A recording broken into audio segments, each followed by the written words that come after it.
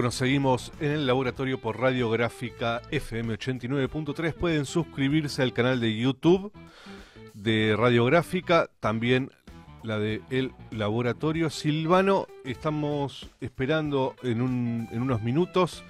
Estaremos hablando con Martín Becerra. Pero nos decía Sergio Morresi sobre la percepción que hay del Estado, la poca capacidad de defensa inclusive que tiene lo que compone el Estado para no ser desguazado, ¿no? Sí, y eso es el producto. Claro, uno puede pensarlo me parece, de dos maneras. Uno puede pensarlo desde el lugar tradicional en el que desde hace mucho tiempo lo pensábamos, que era, bueno, si mejorábamos los procedimientos del Estado y lo hacíamos más eficiente y más eficaz, el problema estaba resuelto porque a través de los servicios públicos podíamos tener un mecanismo de inclusión social. Pero también puede pensarlo uno desde el lugar en el que lo han planteado las derechas y que evidentemente tiene cierto consenso social, que es que hay cosas que podemos hacer por nosotros mismos sin necesidad del Estado. Y en el medio, tema para discutir cuando algún día discutamos el peronismo, en el medio hay que recordarle a los peronistas que está la famosa cuestión de la comunidad organizada y la famosa cuestión de las organizaciones libres del pueblo como herramientas para la organización popular por fuera del ámbito estatal. Es decir, como organizaciones públicas no estatales. Y el reforzamiento de esas organizaciones, su crecimiento en términos de legitimidad, de apoyo social, de participación, eran vistos en la cosmovisión justicialista como una herramienta complementaria a la del Estado, y por lo tanto no se cargaba sobre el Estado el grueso de las responsabilidades en materia de inclusión y de justicia social. Me parece que filosóficamente, doctrinariamente, hay que volver a transitar por esos caminos como alternativa al liberalismo. Es decir, frente al hombre átomo, que resuelve sus problemas por sí solo y de manera absolutamente autónoma y libre, las organizaciones sociales como vehículo para la participación y la organización popular. Estamos en comunicación con Martín Becerra. Él es investigador también del CONICET, digo también porque tuvimos recién a Sergio Morresi. Martín, buen día, buen lunes. Aquí te saluda Gervasio Muñoz, Silvano Pascuso para el Laboratorio de Radiográfica. ¿Cómo estás? Hola, ¿qué tal? Buen día. Buen día, Martín, gracias por atendernos. En principio te quería hacer una consulta. ¿Fuiste colaborador, redactor en la revista Humor? Sí, efectivamente. ¿En qué año, más o menos? ¿En qué época de la revista Humor? Eso fue a fines de los años 80 y principios de los 90. O sea, la revista Humor tuvo su, vamos a decir, pico de impacto en la dictadura, a fines de la dictadura, yo diría en el 82, 81, 82, 83. Y ya en el proceso democrático, a partir de fines del 83 en adelante, un poco decayó su impacto social, porque bueno, ser una voz crítica e irónica en la dictadura, por supuesto que tenía, yo diría, más interés, vamos a decir. Pero así que cuando yo colaboré, que fueron de mis primeras colaboraciones periodísticas en ese momento, la revista Humor era una revista, vamos a decir, importante en el mercado, por supuesto, tenía su nombre, su tradición, y además escribía gente excelente, no es mi caso, pero escribía gente excelente, pero ya no tenía, yo diría, la importancia histórica o el rol histórico que tuvo en dictadura, ¿no? Martín, entonces tu participación fue en los inicios del menemismo, ¿no? Sí, de hecho yo, por ejemplo, las notas que realizaba tenían que ver con investigaciones periodísticas de casos de corrupción en el gobierno municipal, por ejemplo, de Carlos Grosso, que fue un intendente que Sí, en claro. ese momento el jefe de gobierno porteño lo designaba el presidente antes de la reforma constitucional. Y bueno, sí, ese es uno de los temas que yo me ocupaba. El famoso PJ porteño. Claro, sí.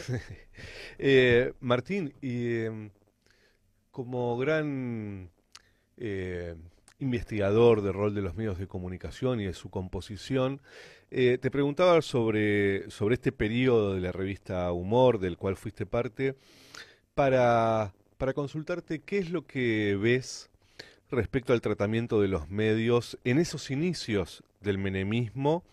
Digo, diferencias, características, coincidencias con el tratamiento que hacen los medios hoy sobre el gobierno de Milei o sobre la época que estamos viviendo, ¿no? Que también es bastante inaugural, me parece, como eran los 90.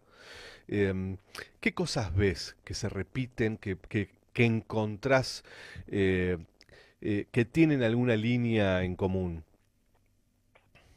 Eh, Me cuesta encontrar líneas en común porque el ecosistema de medios en aquella época, fines de los 80, principios de los 90, era muy distinto. Desde luego, por supuesto, no existían medios digitales, así que Ujú, era un ecosistema de medios, entre comillas, más simple. O sea, había radio AM, FM, masivas, ambas. ujú, Había prensa, diarios y revistas masivos también, aunque el universo de las revistas venía en decadencia, el consumo, la venta de revistas, pero sin embargo todavía era un mercado potente. Por supuesto había televisión abierta y comenzaba a masificarse, todavía no era masiva en ese momento la televisión por cable. Entonces las vías de producción, de opinión, de información, del debate público, ujú. estaba organizado en un ecosistema, insisto, hoy parece simple mirar con los ojos actuales, ¿no?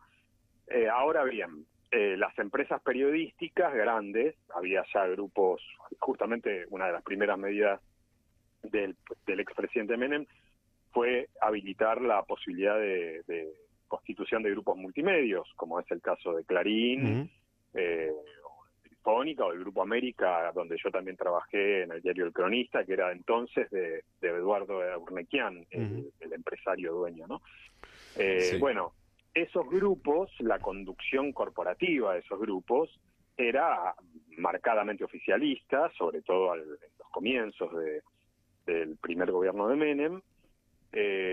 Esto iría cambiando durante la década que gobernó, y entonces sí que ya sobre el final del primer gobierno de Menem encontramos a un grupo Clarín que se permitía editar notas, tapas, producciones periodísticas de largo alcance que eran críticas al gobierno, pero no eso no ocurrió al principio. En ese sentido, uno puede encontrar alguna similitud con la situación actual, porque en general los grandes grupos de medios, probablemente Índalo Media no, pero que es el de dueño de C5N, Radio 10, pero el resto de los grandes grupos de medios oscilan entre evitar críticas o poner críticas de manera muy tenue, muy moderada, es el caso del Grupo Clarín, porque está negociando la Ujú. compra de Telefónica que hizo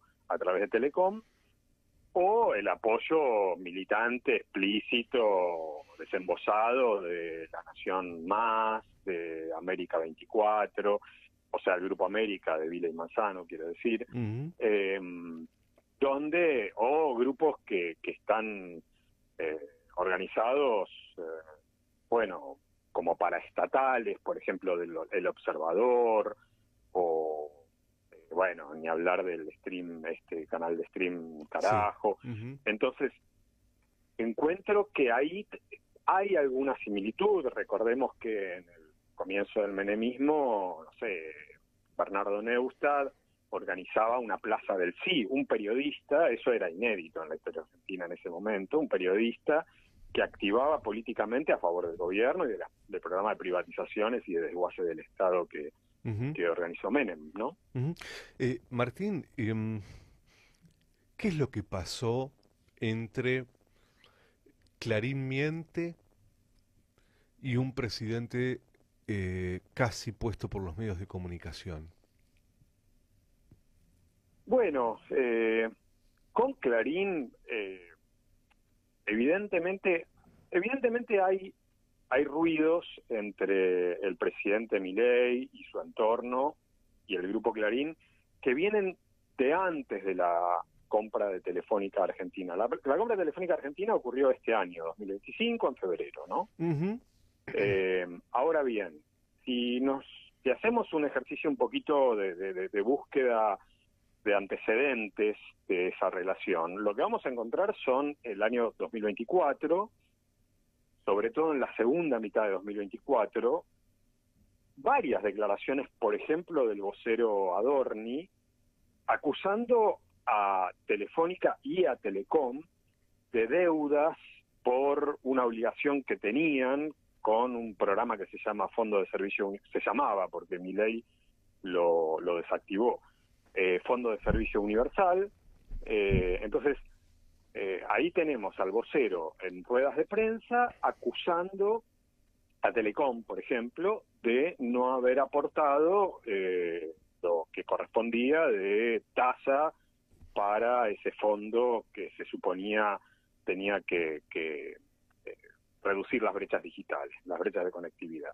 Bueno, o tenemos también la suspensión de una licitación que el Estado tenía y que tenía a Clarín como proveedor, además de los insultos cotidianos del presidente a periodistas de todos los medios, pero también de Clarín, incluso en el caso de Clarín, a figuras que son muy importantes dentro de la organización periodística, por ejemplo, Marcelo Bonelli, que... O Morales Solá, ¿no?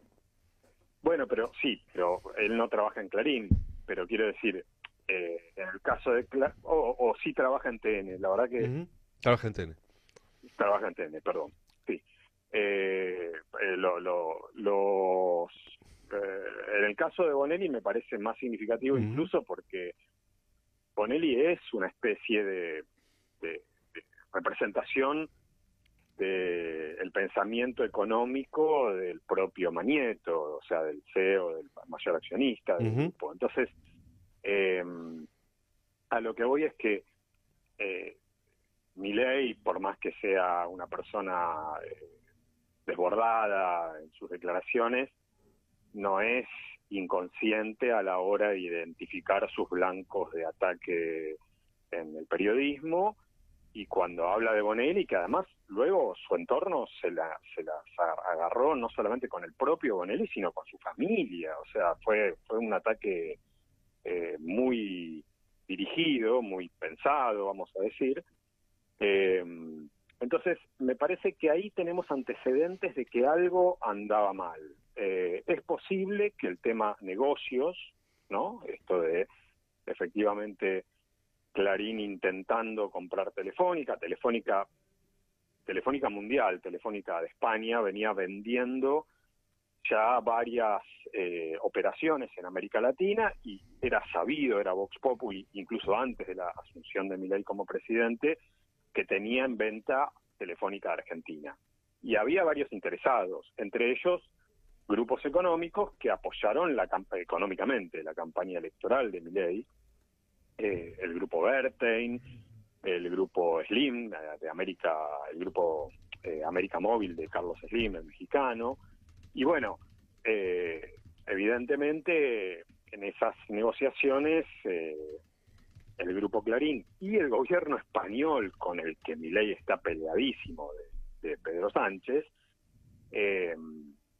los primerearon, con lo cual posiblemente ya durante el año pasado los rumores o los avances de esas negociaciones y esos acercamientos iban determinando un rumbo que a Milei y a este gobierno no le gustaba, ¿no?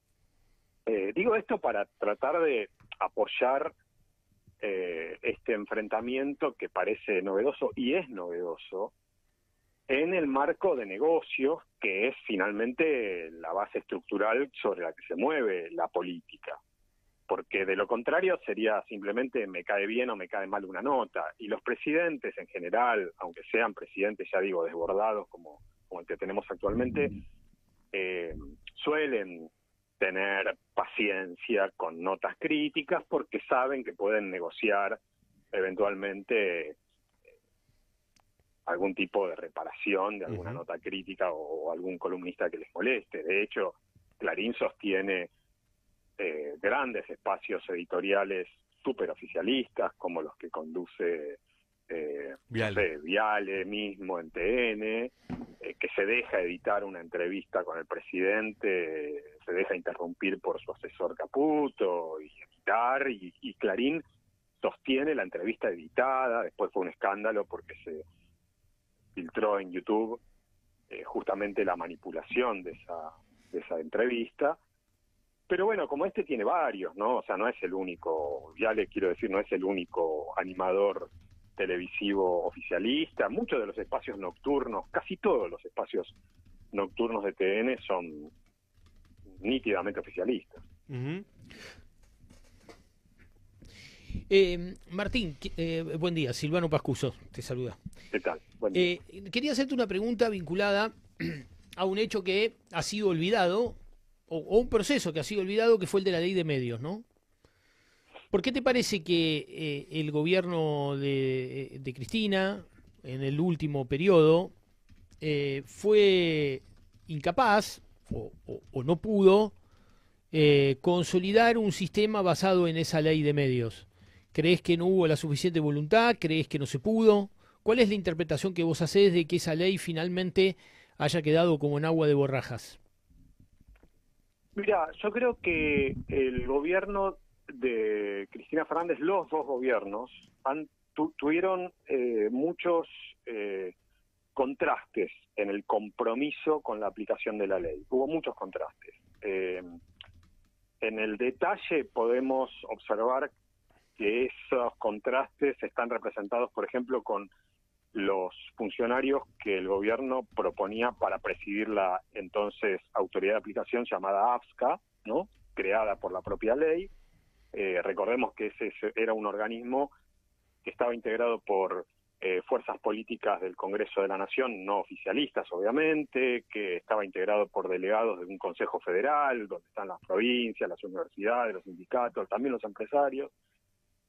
El gobierno, el Poder Ejecutivo no tenía mayoría, pero sí podía designar al presidente de ese organismo, y ahí hubo varios cambios que para mí fueron muy significativos. El primer presidente de la AFSCA fue el principal impulsor, además de la ley, que era Gabriel Mariotto, que en el año 2011 se presentó junto con Scioli en la fórmula para la provincia de Buenos Aires. Mariotto salió electo vicegobernador, renunció a la AFSCA, y el gobierno ahí empezó a designar a un par de funcionarios que duraron poco tiempo, para luego designarlo a Martín Sabatella, que no tenía ninguna experiencia en materia de medios de comunicación, de política de medios. Él había sido intendente de Morón, y además su apuesta y la apuesta de su partido político, que se llamaba Nuevo Encuentro, no sé si sigue existiendo como tal, aspiraba a ocupar la Secretaría de Transporte. O sea, no tenían la menor, y me consta esto porque yo soy una persona que estuvo muy cercana a ese proceso, no tenían conocimiento del sector de medios de regulación, la regulación audiovisual, la historia de la televisión, los empresarios, los trabajadores, o sea, nada, ¿no? Eso para mí ya era un indicio de que el compromiso era variable, inestable, pero yo creo que lo que fue definitorio, y vos me preguntás, digamos, lo que fue definitorio en una evaluación crítica que uno puede hacer de la falta de compromiso del segundo gobierno de Cristina con la ley, fue que una vez que la Corte Suprema de Justicia validó plenamente la constitucionalidad de la ley, y eso es un hecho histórico, porque eso ocurrió en 2013, ¿sí? Hasta ese momento la ley estaba vigente, hasta 2013. Había 4 artículos suspendidos solo para el Grupo Clarín en sede judicial, hasta que la Corte Suprema apura a la Cámara Federal, a los jueces de primera instancia, toma el expediente y dice, la cuestión de fondo es plenamente constitucional la ley. La Corte Suprema en ese momento tenía 7 miembros, 6 de los cuales dijeron es plenamente constitucional. Cuando digo es histórico, quiero decir que el gobierno tenía en 2013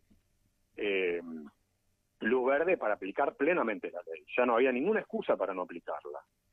Incluso la oposición cerril del grupo Clarín, básicamente, aunque otros grupos también lo acompañaron, con la anuencia de jueces de primera instancia y de la Cámara Federal, ya había sido desbaratada por la propia Corte, ¿no? Ujú. Y en ese momento los grupos más concentrados tenían que presentar planes de adecuación a la ley. Tenían un tiempo, que era un año, para decir, bueno, yo excedo la cantidad de licencias que me permite tener la ley y de esta manera voy a adecuar. El Grupo Clarín también lo hizo, o sea, lo hicieron todos los grupos que excedían el límite de concentración, incluido el Grupo Clarín. Y la AFSCA, como digo, presidida por Sabatella, acepta el plan de adecuación del Grupo Clarín, que consistía en dividirse en 6 empresas distintas. Lo que hoy conocemos como Grupo Clarín hubiera sido dividido en 6 empresas distintas, y después de 10 meses de haberle aceptado ese plan de adecuación, el presidente de la AFSCA, por orden de la Casa Rosada, convoca una conferencia de prensa antes de presentar al directorio lo que iba a decir en la conferencia de prensa. Por esto se comió un procesamiento Martín Sabatella, y anuncia en conferencia de prensa una mañana, de la noche a la mañana, sin compartir, como digo, en el directorio de la AFSCA esta información, que descubrieron que un abogado de la Unidad 1 en la que se iba a dividir el Grupo Clarín tenía vínculos con un abogado de la Unidad 2, así, una observación, si se quiere, de carácter formal, que el propio expediente podría haberle solicitado que corrija al Grupo Clarín, y que por eso mejor dicho, la AFSCA decidía, o el presidente de la AFSCA decidía que el plan no era admisible y que el gobierno iba a decidir qué iba a desprenderse, qué medios del Grupo Clarín tenían que ser vendidos, iba a establecer la evaluación, es decir, iba a tasarlos a esos medios y iba a realizar, en ese sentido, una adecuación forzosa, como se decía.